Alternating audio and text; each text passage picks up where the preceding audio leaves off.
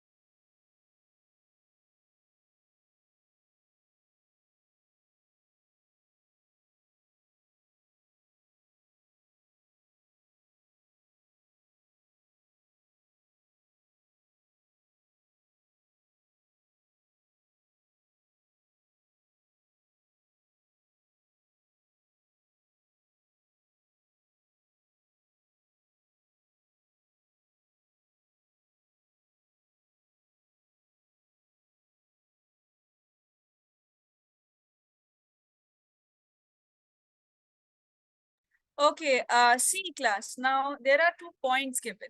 In this, I have made the elaborative diagram, but it can come in just coordinated form. Coordinated form means you just have the coordinates present, like 0, comma 0, comma minus 2, or 0, comma 0, comma 2. That's it. In this way, it can come.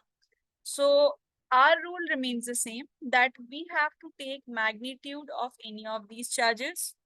Now see, is it forming a dipole or not? That is the first question. See, to check for a dipole, whether it's forming a dipole or not.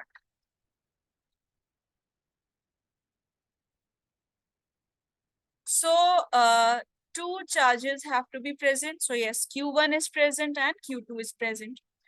Q1 is having the charge minus 2 microcoulomb, millicoulomb, not micro. And here Q2 is having the charge plus 2 millicoulombs. So yes, opposite signs are present, magnitude is same, and they are separated by a small separation that is required. So yes, answer to the first part is yes, it is forming a dipole, and now we can progress towards the formula of the dipole moment. Now coming to the formula of the dipole moment, we take the magnitude of any of the charges. So what is the charge? 2 millicoulombs. Take the magnitude. Do not put the signs. Even if it's plus 2 millicoulomb, it's minus 2 millicoulomb, we are going to just take the magnitude. So that is 2 millicoulombs. And then we multiply milli. How do we convert? Millimeters, millicoulombs. Similarly, 2 into 10 to the power minus 3 coulombs. And class, one more thing. When we have the separation as 2A, I am writing it as 2A because that is by convention followed. This is not something that I have introduced, which I can leave it. Fine. If it was in my hands, I would have just taken it as A. But now, since convention, we are following this 2A. So 2A just means the separation. So no need to double it. Many students have the tendency to take the separation and multiply it with 2. No. Wherever the two charges are located, you have Q1, you have Q2. So take the separation between the charges, and that becomes your 2L or 2A. Sometimes you will encounter this 2L also. So 4 millimeters. Why? Because 2 millimeters from the origin and 2 millimeters from the negative Z axis. So look here. This is from the origin 2 millimeters, from here 2 millimeters. So total distance we are going to take. The separation is total. So 4 millimeters. And again, we have to convert milli, that is 10 to the power minus 3 or 1 by 1000. So the dipole moment, this is 2 millicoulombs, that is 2 into 10 to the power minus 3 into the charge. The separation is 4 millimeters. So this becomes 8 into 10 to the power minus 6, but our answer isn't complete till here. It isn't completed till here. From positive to negative or negative to positive? From negative to positive, which I have already mentioned. So which axis is this? Plus Z axis. That is your positive K cap. So K cap, coulomb, meter. This is our final answer, and this is how your answer should be in the exam. Otherwise, your marks will be cut. Without this I cap, J cap, K cap, or the units, you will not get any marks. Now, all those students who have forgotten about the universal unit vectors, these are the universal unit vectors. When I say universal unit vectors, I mean just I cap, J cap, and K cap. For X axis, we use I cap. For Y axis, we use J cap. For Z axis, we use K cap. And if we are having positive axis, then plus I cap, plus J cap, plus K cap. Negative axis, minus I cap, minus J cap, and minus K cap. We'll see some other topics as well. Now, first write this down.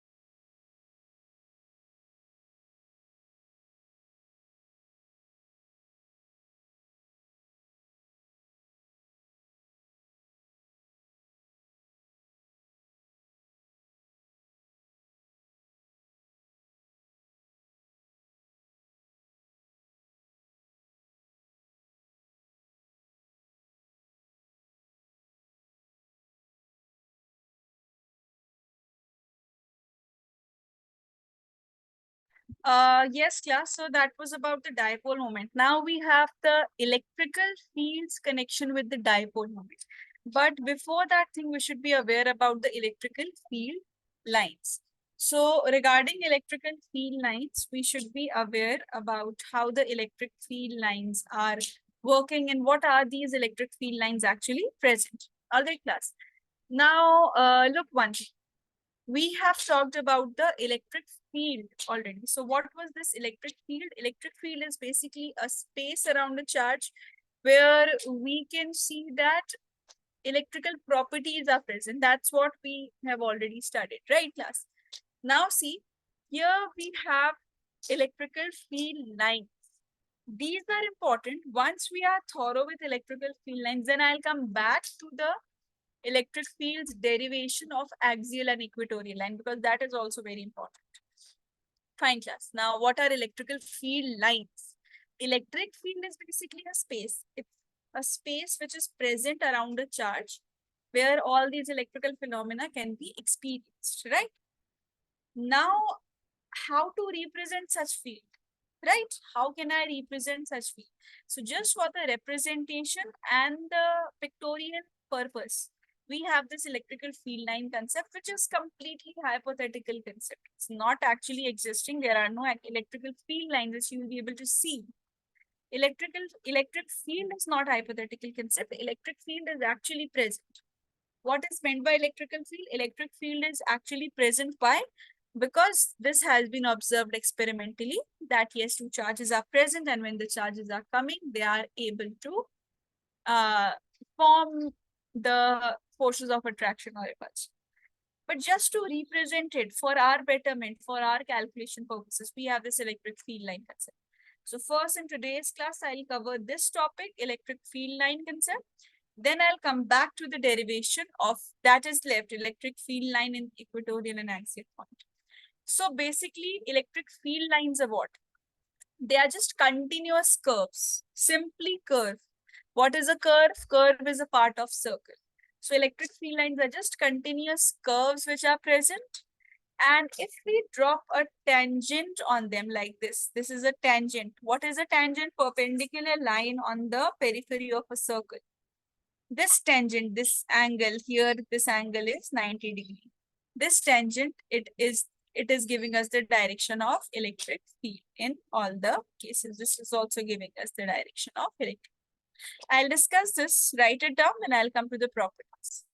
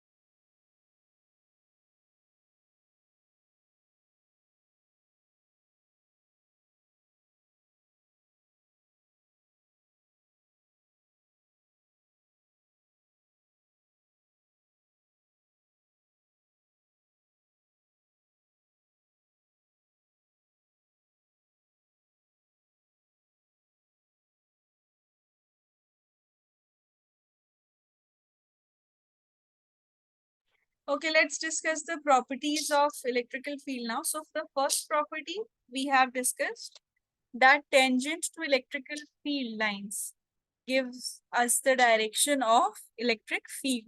So if this is our continuous curve, which is the electric field line, a tangential line on it gives the electric field. Now, there is an important conclusion from this.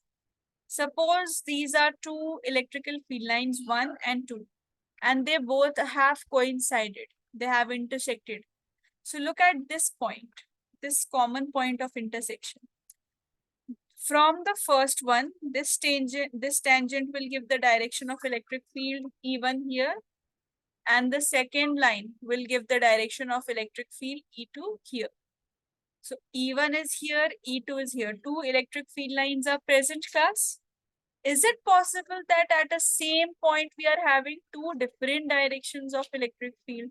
One is E1 here, another is E2 here. That's not physically possible, right? Two different direction of a single field. That is impractical. Two fields can have two directions. One field will have its own direction. That's why two field lines can never intersect each other. Complete this, then I'll come to other properties. Write it.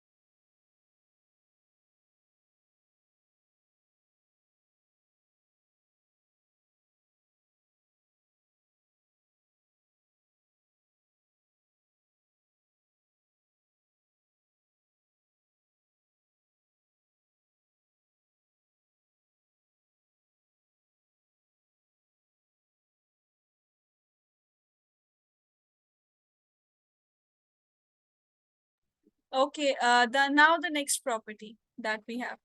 So the next property is basically about the distance relative density. It means if you see the electric field lines are situated very close to each other, very tightly, compactly packed, then we say the electric field is stronger in that region. So just by looking at the electric field, you should be able to understand whether it's a strong field present or a weaker field present. If there is separation between the charges, which is huge, like this, not exactly huge, but at a greater separation, fine, then we say in this, the electric fields are weaker. So wherever electric fields are closer, that region has stronger electric field. Wherever electric field is weaker, the electric field lines will be separated. All right. This I will tell you. First, write down this.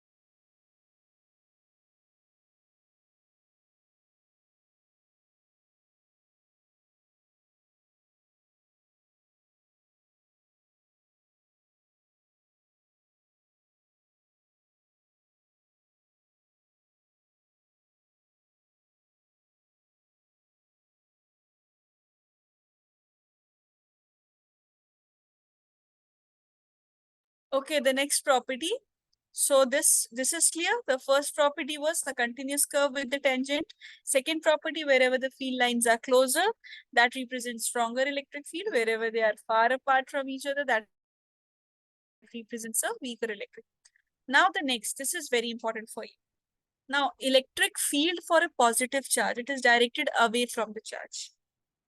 So when we are drawing the electric field line, that is also directed away from it.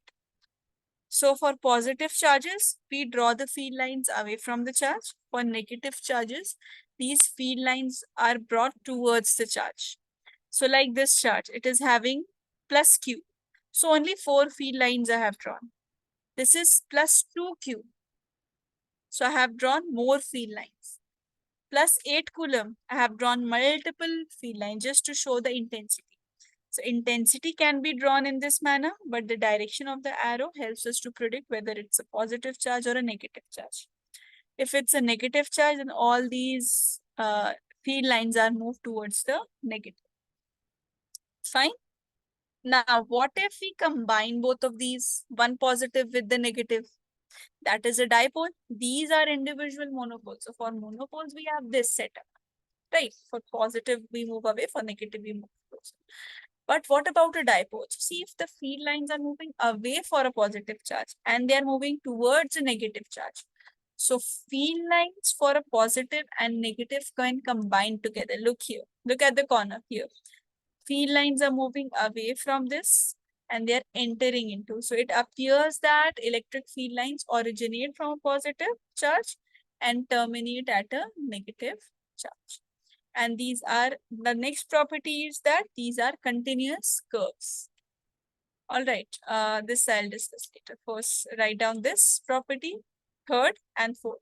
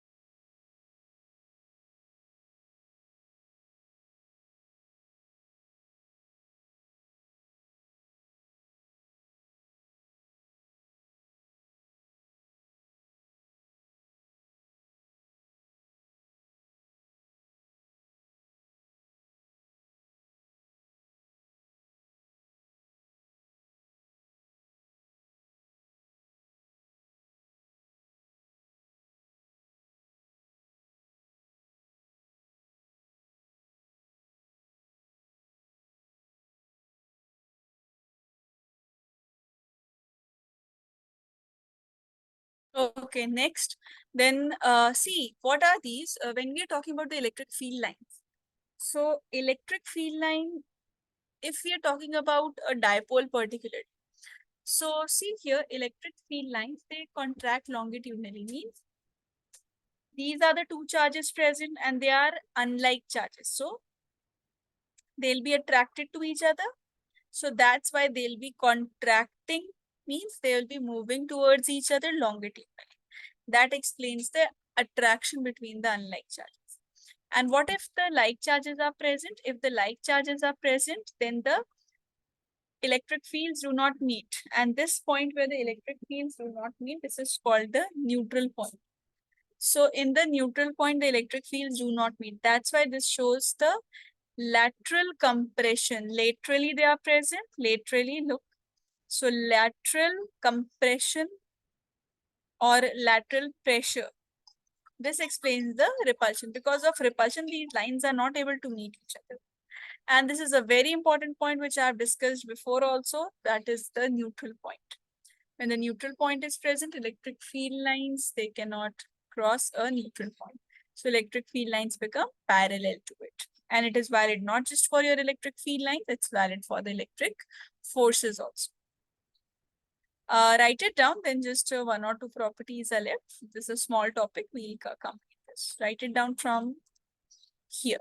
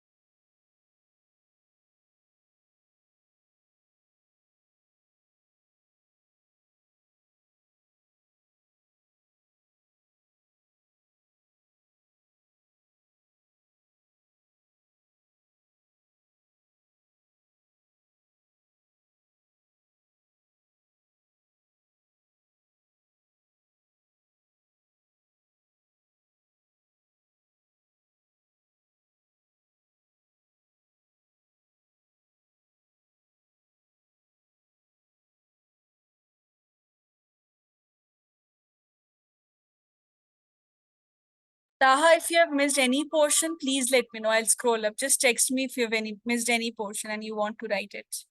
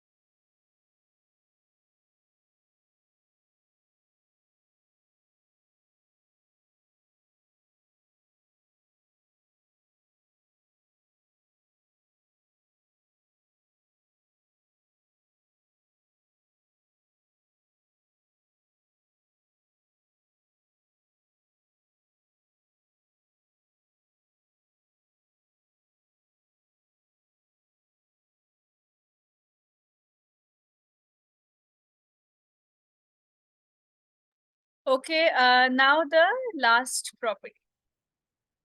See, electric field lines, if they are, this is very important, especially for our next chapter, electric potential and capacitance also. If electric field lines are present and a conductor is present, then electric field lines, they cannot go into the conductor and then come out. This is a property that electric field lines lack, that going inside a conductor. So what happens as a result, the electric field lines become perpendicular to the surface like this, making an angle of 90° on both of these. All right. So electric field lines cannot penetrate a conductor. They are perpendicular to the surface of a conductor. And this is a very important property, especially for the next chapter, electric potential and capacitance. So mark this as important. Now, one thing, class, we were discussing something about the neutral point. That two charges are present if they are like, so neutral point will be there, or even unlike, wherever the electric field is absent or the force is absent, the neutral point will be present. Now, the question is, if the charges are unidentical, if they are identical, it would be at the center. If the charges are unidentical, then where will the neutral point lie? So see, Q2 has a greater magnitude, Q1 has a lesser magnitude. So neutral point lies towards a charge which has a lesser magnitude. And remember this for the derivation also, and remember this for the questions from equilibrium and superposition principle also. Make this as a note point. This is not a property. Write down this property first. And if you have missed any of the properties, or if you want me to repeat any of the property, please text me.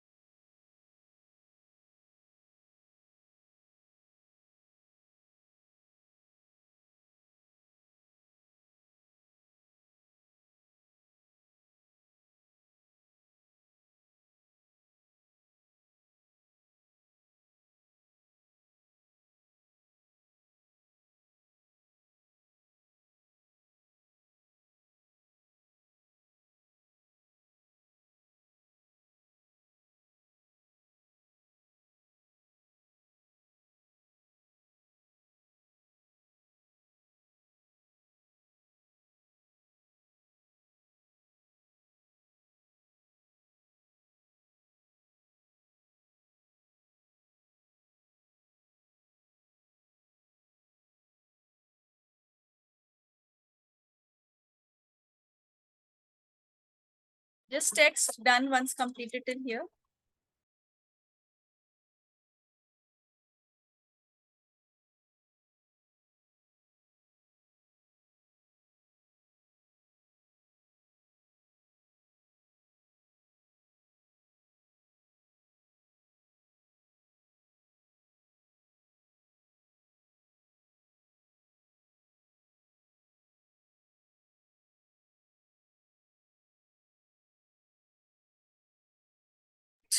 Yes, class. So uniform electric field. One thing that was left in the last class. That see when the magnitude and direction of electric field is remaining constant. That is all these field lines. They are parallel to each other. They are parallel to each other and they are separated at a same gap. All right, they are separated at a same gap to each other. Like 10 Newton per coulomb is the magnitude of the field line here. 10 Newton per coulomb is the field here. 10 Newton per coulomb is the field here like this. So all these field lines, they are separated. They are equidistant. So this is what is the uniform electric field. So they do not change with position. So uniform electric field and non-uniform electric field are important in terms of torque. That we'll see in the next class. Write it first. Write down electric uniform electric field.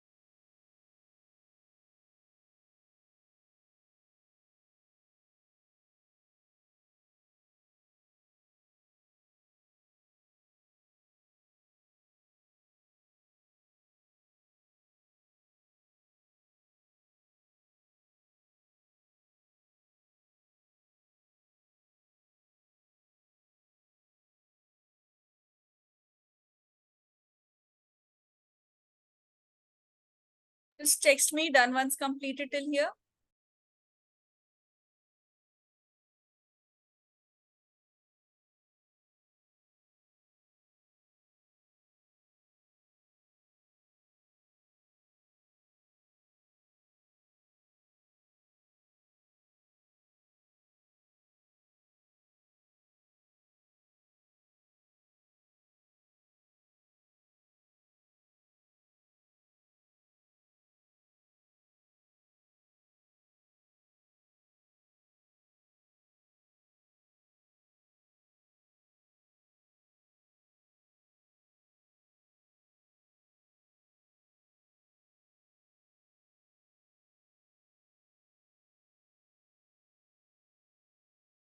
All right. So last topic for today, non-uniform electric field. When we are discussing the non-uniform electric field, it's unlike the uniform electric field where we had the constant values present. Now here we won't be having the constant values present. Like see, two things are present because this is a vector quantity. So magnitude also can be different. This can be different. And next is the spacing. Next is the spacing. So magnitude is different, spacing is different. All right. And again, here also we will get that region. In the same region, we'll be having field lines closer to each other and far away from each other. So magnitude is different, spacing is different. That gives us different directions. Different directions. Write it down.